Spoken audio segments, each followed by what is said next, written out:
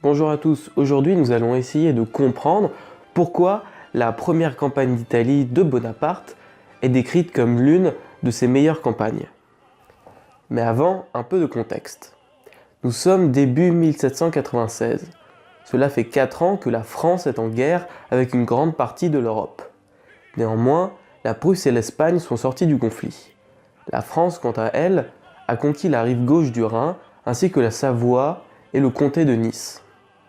En ce début d'année 1796, la coalition contre la France révolutionnaire compte encore l'Angleterre, l'Autriche et la Sardaigne. Face à ces puissances, le Directoire organise 3 armées principales.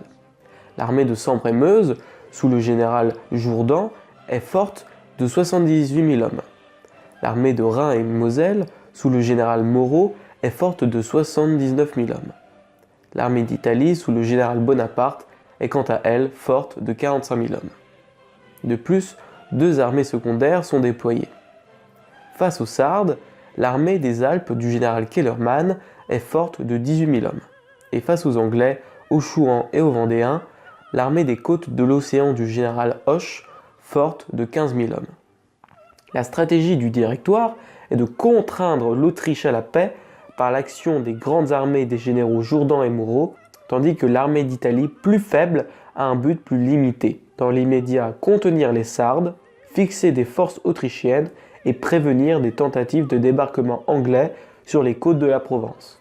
C'est le 2 mars 1796 que le Directoire investit Bonaparte du commandement de l'armée d'Italie, en remplacement du général Scherer.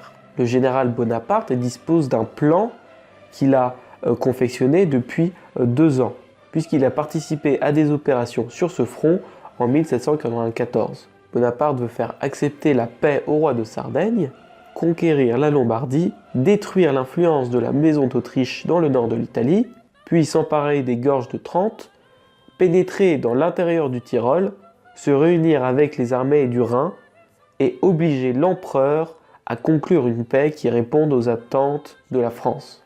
Tout d'abord, nous pouvons retrouver dans cette campagne toute la pensée napoléonienne.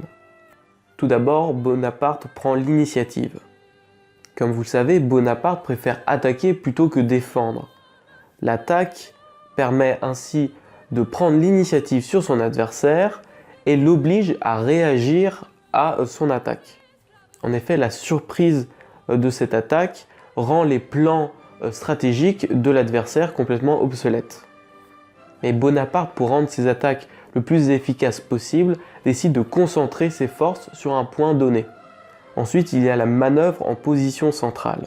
Étant en infériorité numérique lors de son offensive, il décide de séparer les Autrichiens et Piémontais à Carcari. Dès le 2e jour de l'offensive, ces 2 alliés sont séparés et auront du mal à communiquer et à coordonner leurs attaques. Bonaparte supprime alors son infériorité numérique. Il repousse les Autrichiens pour ensuite battre complètement les Piémontais. Il utilisera également la manœuvre en position centrale en août 1796, lorsqu'en plein siège de Mantoue, Wurmser arrive avec 60 000 hommes, mais celui-ci commet l'erreur de diviser ses forces en 2 corps. 35 000 hommes sous ses ordres marchent droit sur Mantoue, tandis que Kadanovic marche avec 25 000 hommes et doit couper les arrières des Français. Bonaparte, avec ses 40 000 soldats, quitte brusquement le siège de Mantoue et fonce avec ses 3 divisions contre Kadanovic. Il le bat à la bataille de Lonato, puis se retourne contre Wurmser et le bat complètement à la bataille de Castiglione. Alors encerclé, il a décidé d'agir plutôt que d'attendre. Il avait également remarqué que les 2 armées autrichiennes ne pouvaient communiquer car le lac de Garde les séparait. Parlons maintenant de la stratégie sur les arrières. La manœuvre sur les arrières consiste à menacer les arrières adverses sans être soi-même menacé d'encerclement. Pour cela, la manière la plus simple d'y parvenir est de déborder le flanc ennemi, pour ainsi le surprendre et prendre l'initiative. Car le but principal de cette manœuvre est d'isoler son adversaire de ses voies de communication, mais pour y arriver, il faut remplir plusieurs conditions.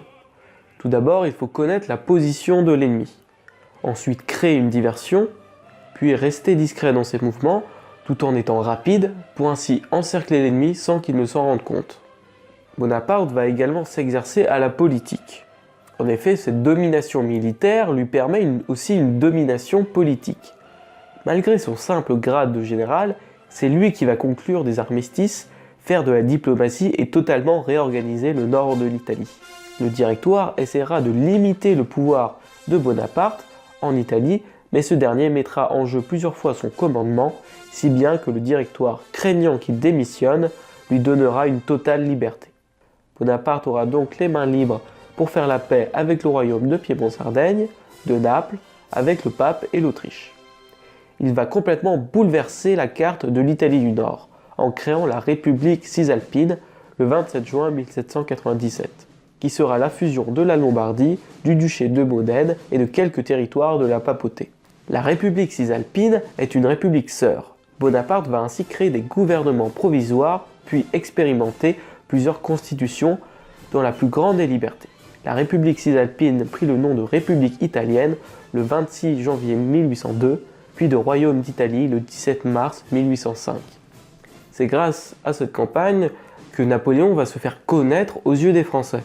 Bonaparte sait se faire remarquer et connaît la puissance de la propagande.